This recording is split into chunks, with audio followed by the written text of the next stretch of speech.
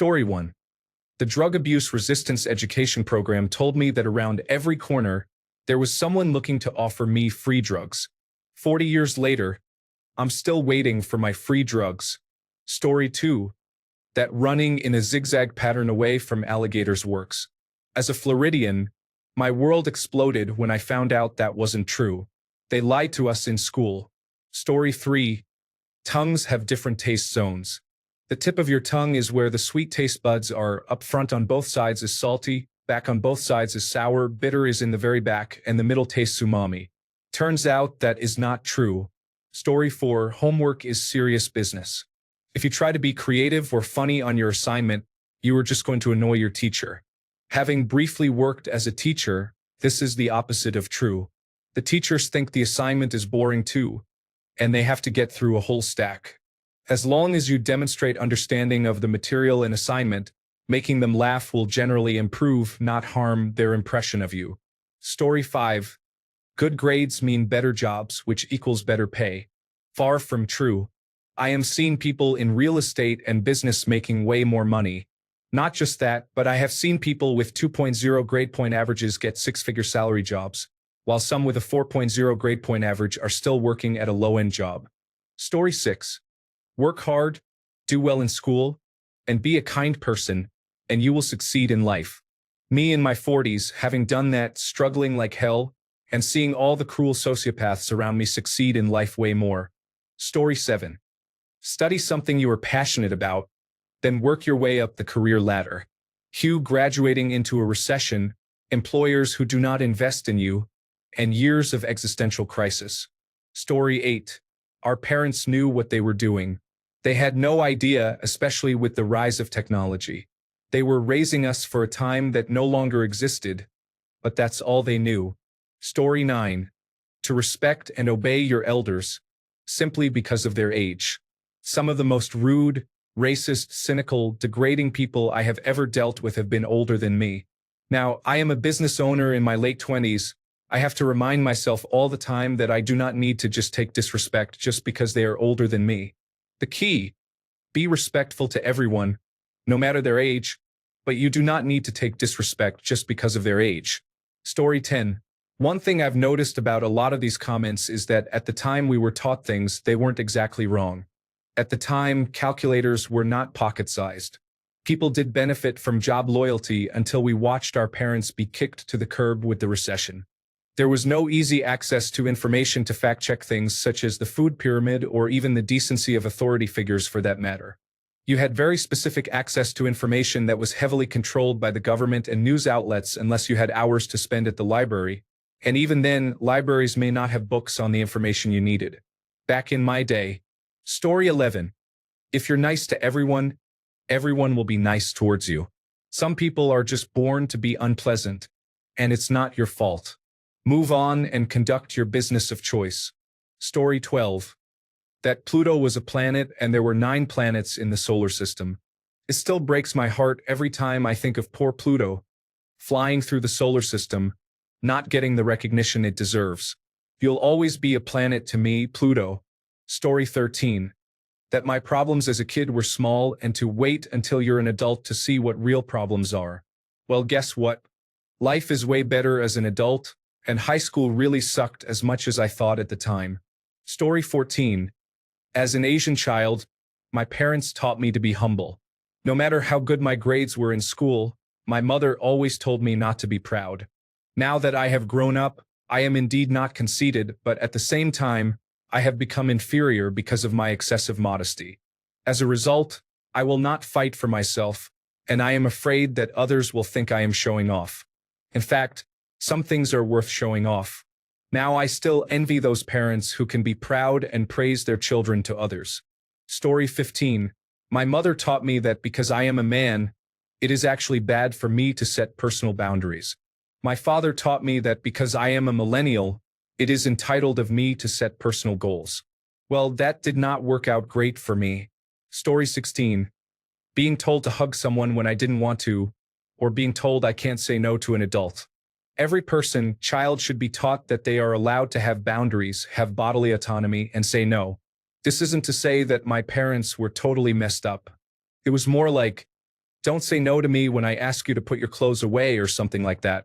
I don't think they thought about the fact that saying no is okay, necessary, and important to learn as a kid and not be afraid. My parents are from the baby boomer generation. I am sure many of you can relate. Story 17. To write a handwritten thank you card after every job interview. A brief email thank you is okay. No one wants a handwritten thank you. They know who they want to hire after interviewing, and a handwritten card that shows up a week later won't tip the scale. Story 18. If he's mean to you, that means he likes you. I hated hearing that. I hate it even more as an adult. Let's not encourage our children to put up with bullies and stay quiet anymore. Story 19. Growing up, I was always told things like middle school is going to be tough, high school is going to be tough, college is going to be tough. You have to be ready and so on. I was always concerned and prepared for the worst. But honestly, at least in my experience, it was all a joke, and 90% of the hard part was just showing up every day. Life just goes by day, and the transitions in life usually happen gradually, almost imperceptibly. Story 20. If you do not have something nice to say, do not say it at all. Actually, there are many situations where you should speak up when you do not like something. Story 21. Laughing out loud. Literally everything. It's absolutely stunning how we were basically lied to at every single corner, at every opportunity, and then when we reached peak adulthood, the entire ladder got yanked up with a boot to our faces to get us off the last rung. Story 22. Go to college and get a degree, and you'll never want for a high-paying job. I left university after a few terms, but of those I know who did get their degrees, most are still struggling to find good jobs 14 years later. Many ended up giving up on their chosen career. Also, a lot of them are still paying off loans. In the same vein, learn how to program and you'll be indispensable. What nonsense.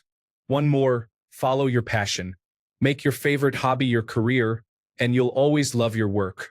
Total garbage. I did that, and for a few years it was great, but now I'm burned out and hate my favorite hobby, and have no others. It literally killed my joy, following my passion. Do not do it. Story 23. That gangster rap will turn you into an immoral person. Ironically, many of the parents who would say things like that to us kids ended up voting for Donald Trump and adored Snoop Dogg at the Olympics. Story 24. Money doesn't matter. This hasn't worked out well for either of my baby boomer parents, who have both gone from upper middle class to below the poverty line in entirely preventable ways. Story 25. That weed is a gateway drug, and you're going to be robbing and murdering people to get your fix of weed, cocaine, and heroin after that first edible. Drug abuse resistance education was a damn lie. Story 26. Hard work pays off. Stepping on people and taking advantage of them gets better results. If you want to be rich, you cannot be compassionate and empathetic. It's one or the other. Story 27. Working hard for a job, doing unpaid overtime, and always doing your best will get you ahead because hard work always pays off. Doesn't. It makes you exploitable. The key is to make yourself irreplaceable and basically hold a knife to the company's throat 24/7. Story 28. If you work hard and do good by people, you will live a good life. For example, you will have a decent job, house, and money to spare. Our parents lived in a different world where that statement was once true. Story 29. A vast number of things I learned about social history surprised me. The one that made me feel especially misled was the pop culture idea that corsets were solely torture devices and impossible to function in. That's in so many movies, and while tight-lacing did exist among the ultra-fashionable and sometimes for special occasions, women didn't do it most of the time throughout the entire 500-year history of corsets and similar garments. It's erasing the reality of women's lived experiences throughout history, and it makes me furious now whenever I see it in movies. Sure, it doesn't impact the grand scheme of things, but it's still giving us an incorrect understanding of the past, often at the expense of people who come from a systemically oppressed group. With other social history myths, teachers and sometimes even museums will repeat the most absurd things because their own history education only focused on getting things like important men's names and the dates of battles correct. When it comes to daily life, people have been believing anything that sounds even halfway plausible at first glance for decades. Story 30. Hard work resulted in recognition and advancement. In reality, it often translated into me receiving other people's work because they couldn't finish in time. It hasn't been an issue since I left blue-collar work, but when I was working between the ages of 17 to about 24, I could tell you which woman was going to get promoted based on who she was dating or having an affair with at work. Story 31. It boiled down to, as long as you do as you're told and follow the rules, don't make a fuss and don't get ideas above your station, people will see how hard you work and you'll be appropriately rewarded. This is absolutely not the case. If you don't ask for anything, you don't get anything. And only doing as you're told and following all the rules to the letter not only fails to push and progress you, it's also no guarantee you'll be safe and secure. You can follow every rule and still be falsely accused, or wrongfully convicted, or hit by a drunk driver. You can still be the name that gets picked out of the hat for layoffs. You can still get caught up in circumstances beyond your control. Being good and quiet and obedient leaves you extremely vulnerable. Story 32. If you go to college, you'll have a good job. Bro, my first boss had a master's degree and he was a restaurant manager. Most of my friends got an education but not a good job. I got parts of multiple educations stapled together like a Franken education and did as well as my friends who have student loans. I don't know, this isn't sustainable. Why do we have an educated workforce? But good jobs are elusive and unstable now. Trade school for the win. But myself, I'm still getting another education to add to my collection. No one can stop me. Story 33. When you have kids, we don't do that anymore. You'll know she's the one when we don't do that anymore. You'll have to know how to do this when you own a home. Nope, you made them cost $450,000. You'll never be successful without a degree. Nope. Everyone has them now and they aren't worth anything. You'll be in trouble if you don't go to the doctor when there's no money for that either. Story 34. Honestly, most things in terms of general concepts. I wasn't introduced to any form of spirituality or religion outside of Christianity until I was old enough to inform myself at the school library. This was several years after I had been taken to Sunday school, directed to recite prayers I couldn't have understood the meaning of, left at day camp to color in line art images of Bible stories with crayons, and made to swear allegiance to the nation's flag under God, lest I be punished for not standing, raising my hand over my chest, and speaking loudly and clearly enough to be heard, like I meant it. I was told lots of things. The police protect and serve. The ambulance will always show up if you're injured. The doctors have to help you because it's their job.